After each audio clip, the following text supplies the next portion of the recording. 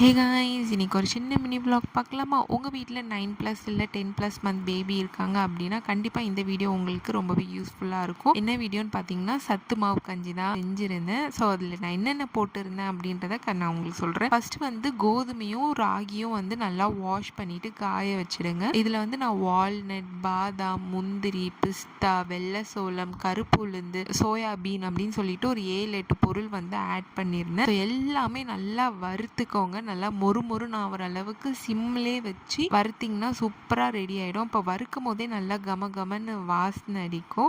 மிஷினில் கொடுத்து அரைங்க, மிக்சியில் அரைக்காமல் மிஷினில் கொடுத்து அரைக்கும் போது மாவு வந்து நல்லா நைஸாக இருக்கும். அது பாப்பா முழுங்கும் போது அவங்களுக்கு கொஞ்சம் ஈஸியாகவும் இருக்கும். இதில் நிறைய பெனிஃபிட்ஸ் இருக்குது. ஃபேட்ஸு, அயன், கால்சியம் அப்படின்னு சொல்லிட்டு நிறைய பெனிஃபிட்ஸ் இருக்கிறதுனால வெயிட் கெயினுக்குமே வந்து இது ரொம்பவே யூஸ்ஃபுல்லாக இருக்கும். நான் ஒரு 2 ஸ்பூன் மாவுக்கு வந்து 1 கிளாஸ் தண்ணி எடுத்து நல்லா கரைச்சிக்கிட்டேன். ஸோ கரைச்சிட்டதுக்கப்புறம் சிம்மில் வச்சு கிண்டிகிட்டே இருங்க ஸ்டவ்வில். அது ஒரு ஹல்வா கன்சிஸ்டன்சியில் வந்துடும். இதில் வந்து நான் பிஞ்ச் ஆஃப் சால்ட் போட்டு கொடுத்துருக்கேன். கண்டிப்பாக என்ஜாய் பண்ணி சாப்பிடுவாங்க. உங்கள் பேபிஸ் வெயிட் கெயின் ஆகலன்ட்டு அதுக்கப்புறம் நீங்கள் ஃபீலே பண்ண மாட்டீங்க. இதில் நிறைய பெனிஃபிட்ஸ் இருக்கிறதுனால சீக்கிரமாக வெயிட்டும் கெயின் பண்ணிடுவாங்க. செஞ்சு பார்த்துட்டு எப்படி இருக்குன்றதை கமெண்ட் பண்ணுங்கள். ஃபஸ்ட் டைம் ட்ரை பண்ணுறீங்க அப்படின்னா மார்னிங் கொடுத்து பாருங்கள். அப்போ தான் உங்களுக்கு எது ஒத்துக்குது இல்லை அப்படின்றது நம்மளுக்கு தெரியும். இந்த மாதிரி வீடியோஸ்க்கு நம்ம சேனலில் லைக் பண்ணி ஷேர் பண்ணி சப்ஸ்கிரைப் பண்ணிட்டு போங்க. அடுத்த வீடியோவில் சந்திக்கலாம். பாய்.